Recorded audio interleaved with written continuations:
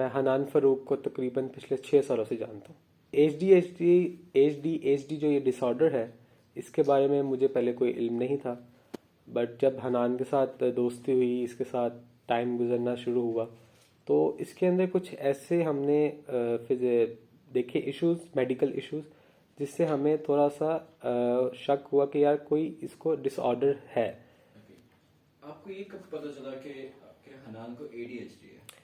जी, आपसे जैसे हमने पहले बताया कि इसके अंदर कोई मेडिकल इश्यूज हमें फील होते थे, जैसे कि माइग्रेन अटैक्स होना, नर्वस ब्रेकडाउन हो जाना, कभी सेमी अनकॉन्शियस हो जाना, तो ये सब रिलेट करते थे माइंड ब्रेन के साथ। तो हमने इनको एक अच्छे थेरेपिस्ट से रेकमेंड किया, जिनके पास हम गए, जो साइकेट्रिस्ट थे, और उन्होंने फिर हमें इसको एग्जामिन करने के बाद इनके पूरा चेक किया, एग्जामिन किया। उसके बाद उन्होंने हमें बताया कि इनको ये डिसऑर्डर है।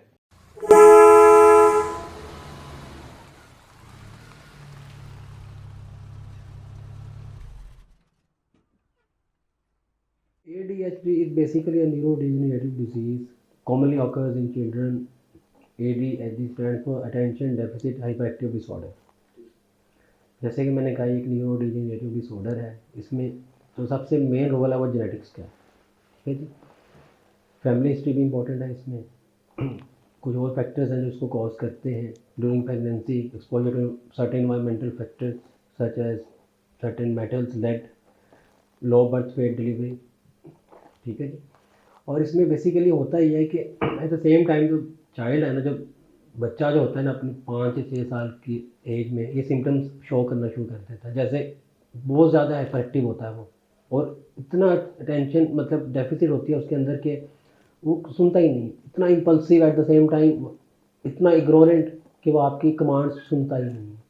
अच्छा सर, इसमें हाउ मतलब इसमें आपने फैमिली हिस्ट्री की बात की, मुझे थोड़ा सा इसको थोड़ा सा एलैबोरेट करेंगे, like what like is it affected by past traumas, या लाइक हाउ डज इट, मतलब कि किस तरह डेवलप होती है कि ये फैमिली हिस्ट्री से किस तरह डेवलप हो गई? फैमिली हिस्ट्री ये है कि अगर एक बच्चा पैदा हुआ है, उसके पहले भी किसी मतलब सिबलिंग में ये डिजीज़ थी, तो काफ़ी चांसेस हैं कि उसमें भी ये हो सकती है।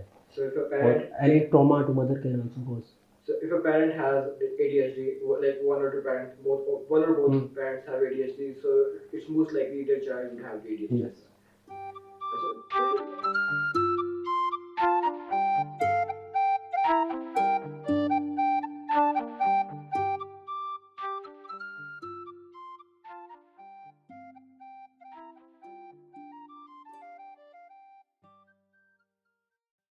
इस कंडीशन में ये होता था कभी कभी कि ये उस चीज़ को कोशिश करता था ओवरकम करने की, लाइक इग्नोर करके उसको, कि अगर कोई डिबेट हो रही है, कोई बात ऐसी हो गई है जो इनको ट्रिगर कर रही है, ये या तो उस जगह से उठ के चले जाते थे, नहीं तो उस टॉपिक को ही ऐसा बात को करके चेंज कर देते थे कि ये बात ना हो और ये उस तरफ ना जाए, ताकि ये अपने मेंटली रिलैक्स रह सकें। उसके अलावा ये इस तरह की चीज़ें करनी कि हम बात कुछ चल रही है, बीच में कोई सॉन्ग चला दिया, कोई जोक कर लिया, तो ताकि हम भी डाइवर्ट हो जाए उस टॉपिक से, जिससे ये इशू ना इनको। और उसके अलावा भी क्या, या अगर कोई हम बड़ा बात कर रहा है, तो कोई या कोई प्रोफेसर है, वो गलत एक इनको हर्ट करने वाली बात लेवल तक आ चुके हैं, ह्यूमिलिटेशन के लेवल क्रॉस कर चुके हैं, तो उस टाइम फिर ये चुप करके उठ के चले जाते थे उस जगह से, ताकि कोई डिसरिस्पेक्ट भी ना हो इनकी तरफ से, ना ये इनको कोई ज़्यादा एक्सट्रीम कोई इशू आ जाए उसमें।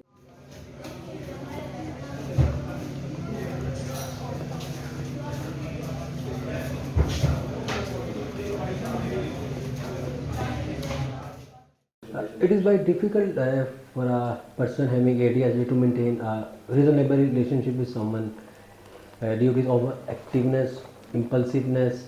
At the same time, he ignored his or her loved ones. It is very difficult.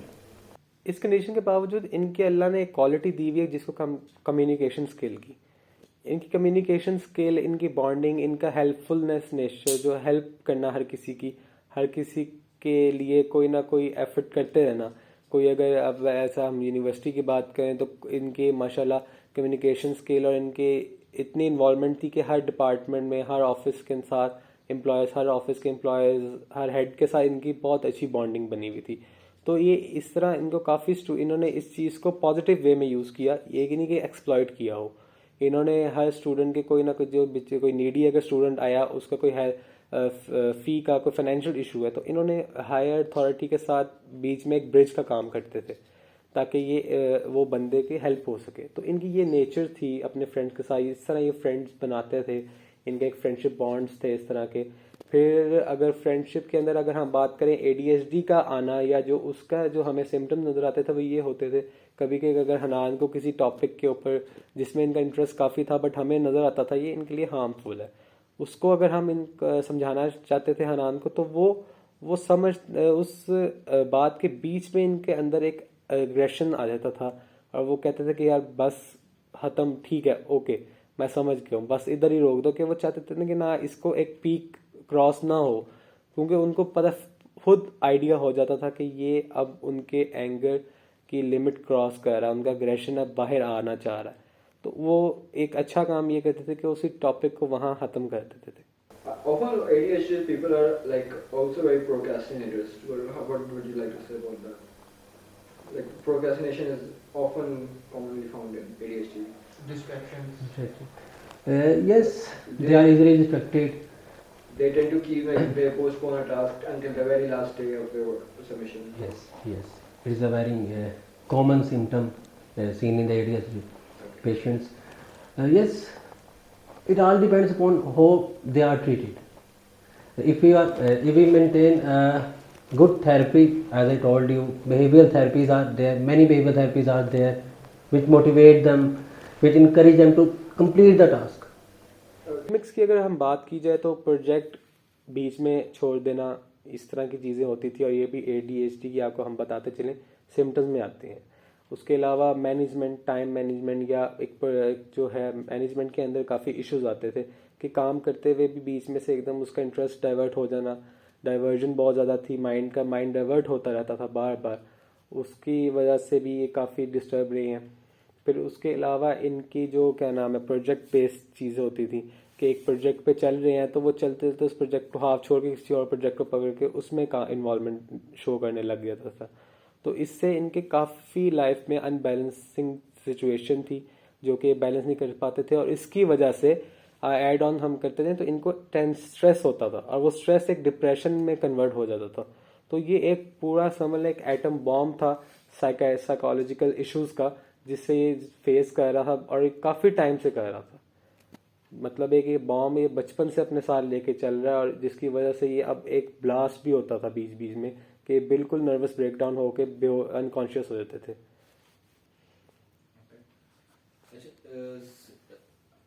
आप उनके साथ मतलब you have with him like 4 or 6 years, you have seen his ups and downs. What do you think कि ADHD उनका cause किस तरह हुआ? उन्होंने बताया हो आपको या फिर आपको पता हो? It's a good question. जो कॉज इनका हमें नज़र आया, जो हमें स्टडी करने के बाद पता चला, वो बेसिकली था इन्वायरमेंटल, इनकी सराउंडिंग्स, जिसने इनको बचपन से फ्रॉम द चाइल्डहुड इनको अफेक्ट किया, ट्रिगर किया गया। वो इनका एनवायरनमेंट था, इनकी फैमिली सिचुएशंस थी, इनके जो फैमिलीज़ के अप्स एंड डाउन थे, वो बहुत ज़्यादा वो बहुत मेन रीज़न थे इनके इस डिसऑर्डर के। जैसे कि जो भी इनकी लाइफ के अंदर चीज़ें थी, जो इनके माहौल आसपास में लोग थे फैमिली के, उनके बिहेवियर्स, उनकी चीज़ें, उनके जो सब मामलात थे, वो बेसिक मेन बेस थी इस डिसऑर्डर की, वो वहाँ से स्टार्ट हुई। तो इसलिए आपके पास अगर आपके किसी घर में बंदे को, किसी बच्चे को ये डिसऑर्डर है तो इसको इन्वायरमेंटली आप अच्छा उसको मॉरल सपोर्ट से ठीक कर सकते हैं, रोक सकते हैं।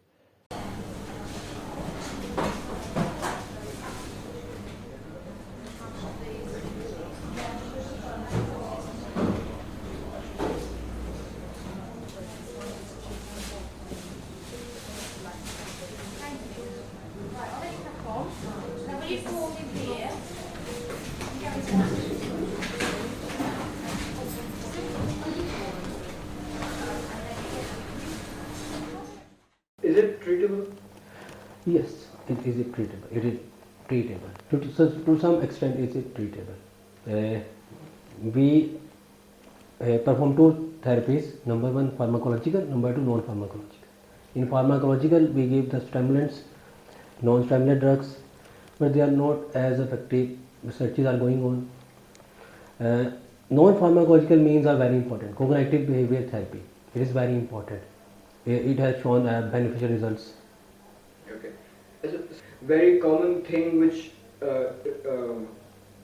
जो इस चीज़ को ख़राब करती है वो आपके दोस्तों से नेग्लिजेंस होती है, आपके जो फैमिली से नेग्लिजेंस होती है.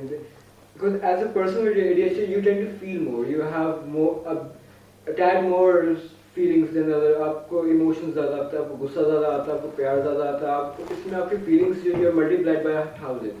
So if a person is like simply busy, you would feel that they do not want you in their life.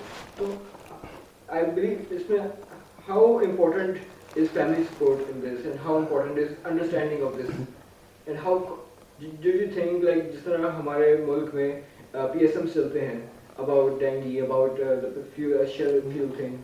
Do you think PSMs should be made about ADHD? Because ADHD is actually very common in Pakistan, but most of people do not know about it. So इसके बारे में क्या किया जाए? जी बिल्कुल, ADHD बहुत common है पाकिस्तान में, लेकिन यहाँ पे इतनी बात नहीं की जाती, केसेस इतने रिपोर्ट नहीं किए जाते, और फैमिली की सपोर्ट बहुत इंपॉर्टेंट है. इसलिए हम पेरेंट्स को, उनकी फैमिली मेम्बर्स को, फ्रेंड्स को, उनको भी गाइडेंस देते हैं कि वो भी ऐसा चाइल्ड है या आपको कोई कुलीग है उसको सपोर्ट करें, क्योंकि जब तक वो इन्वॉल्व नहीं होंगे इस ट्रीटमेंट में वो बेहतर नहीं हो सकता है ADHD का चाइल्ड. इसमें एक जो मोस्ट कॉमन चीज़ है कि हमारे यहाँ जो मेंटालिटी है which is के कुछ नहीं होता है, ड्रामे कर रहे हैं.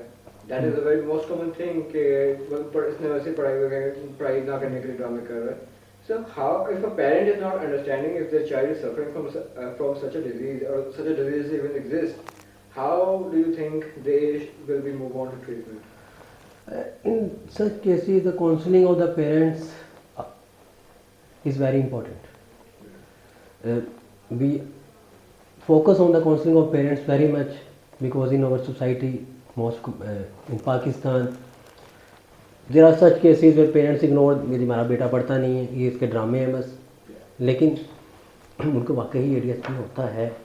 सर ये इसको डिजीज बोल सकते हैं, क्योंकि आजकल जैसे बाइपोलर डिसऑर्डर है, फोकस डिस्ट्रैक्शंस है, तो ये तो बड़ी कॉमन है, हर दूसरे आदमी को है, तो हम इसको एज अ डिजीज तो कंसीडर नहीं कर सकते हैं, इसको एज अ डिजीज नहीं, डिजीज नहीं हम कह सकते, इसमें एक साइकेट्रिक इलनेस है, और ये बेहतर हो सकती है थेरेपीज के साथ, ये बहुत बेहतर हो जाती है, विद एज भी बेहतर हो जाती है.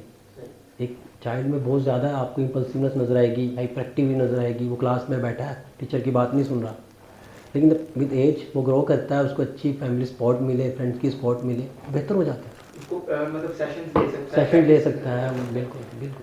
Okay, अच्छा.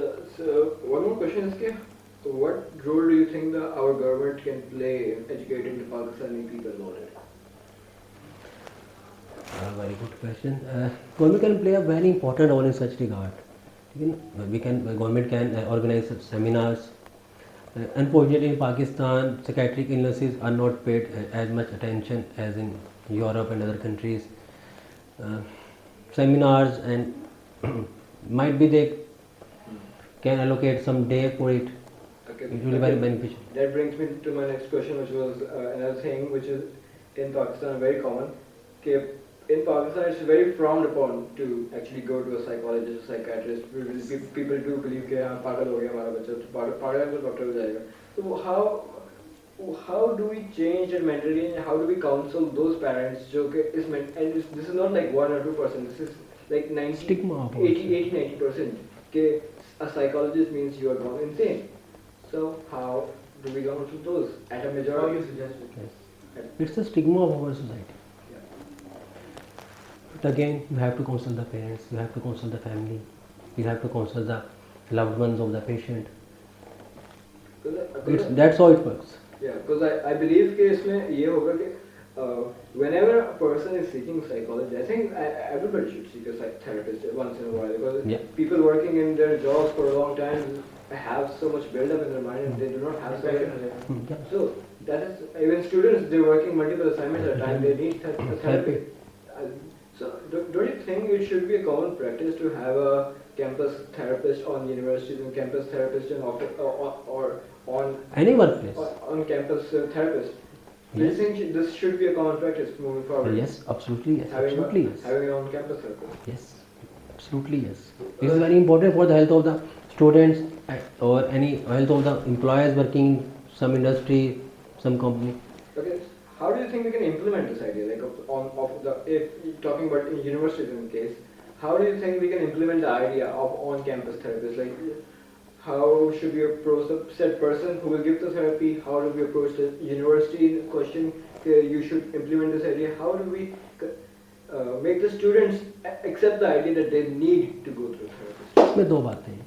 एक तो हमें अपनी यूनिवर्सिटीज़ की एडमिनिस्ट्रेशन है उन तक ये आइडिया देना है कि हमारी सोसाइटी में यूनिवर्सिटीज़ में हर जगह जो हमारे स्टूडेंट्स हैं बहुत डिप्रेशन में चले जाते हैं और वो किसी को बताते भी नहीं हैं. Yeah. और वो ऐसे ऐसे केसेस भी हैं कि बहुत ही एंटी डिप्रेसेंट लेते रहते हैं. कोई उन्हें पता नहीं है कि कैसे मतलब क्या डोज है उसकी, किस तरह का क्या है, कुछ भी नहीं पता. तो एक तो हम उनको आइडियाज़ दे सकते हैं. इसमें फिर गवर्नमेंट लेवल पे हमारा जो हेल्थ डिपार्टमेंट है वो कर सकता है इस तरह कि मतलब हर एक कैंपस में हर जगह एक एक साइकेट्रिस्ट बिठा दे और हम काउंसलिंग करें फिर स्टूडेंट्स की, उनको करेज करेंगे अगर किसी को कोई प्रॉब्लम है तो वो उनको अप्रोच करें साइकेट्रिस्ट को, साइकोलॉजिस्ट को, ताकि उनको सॉर्ट आउट किया जा सके. तो इसको बेहतर तरीके से कैसे ट्रीट किया जाए, मेडिकेशंस के थ्रू या प्रैक्टिस और सेशंस के थ्रू? प्रैक्टिस एंड सेशंस के थ्रू ये ज़्यादा बेहतर ठीक हो जाता है. मेडिकेशंस इतनी नहीं है इसकी, कुछ हैं उन पे भी रिसर्च जारी है. केमिकल ऊपर नीचे हो जाते हैं उसकी वजह से मेडिकेशन की जरूरत होती है. एंटी डिप्रेसेंट्स उसके लिए हम देते हैं ताकि रिलैक्स भी रखते हैं और कुछ नॉन स्टिमुलेंट्स देते हैं कि तो आपके ब्रेन को केमिकल्स या आपके जो हार्मोन स्टिमुलेट कर रहे हैं वो ना स्टिमुलेट, लेकिन उसका इतना कोई रिजल्ट अच्छा नहीं है. Just control the estrogen level. ज़्यादा उसको हमें इस तरह ट्रीट करना चाहिए ताकि प्रैक्टिस और सेशंस और इस तरीके से बिल्कुल family support. Family counselling is very important, very very important. Okay, thank you sir. Thank you. Thank you, sir.